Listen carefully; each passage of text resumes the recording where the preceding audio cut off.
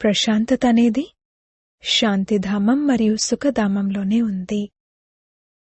ఇక్కడైతే ఇంటింటిలోనూ అశాంతి ఉంది, గొడవలు కొట్లాట్లు ఉన్నాయి. తండ్రి అంటారు, ఇప్పుడీ చీచీ ప్రపంచాన్ని మర్చిపోండి.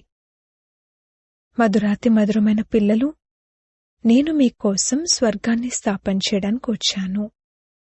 ఈ నరకంలో మీరు పతితంగా అయిపోయారు. ఇప్పుడిక స్వర్గంలోకి వెళ్ళాలి. ఇప్పుడు తండ్రిని మరియు స్వర్గాన్ని స్మృతి చేయండి. తద్వారా అంతిమ స్మృతిని బట్టి మరుసటి జన్మ ఉంటుంది. వివాహాలు మొదలైన కార్యక్రమాలకు వెళ్తే వెళ్ళండి, కాని ఒక్క తండ్రిని మాత్రమే స్మృతి చేయండి. జ్ఞానమంతా బుద్ధిలో ఉండాలి. ఇంట్లో ఉండండి, పిల్లలు మొదలైన వారిని సంభాళించండి, కానీ బుద్ధిలో నన్ను స్మృతి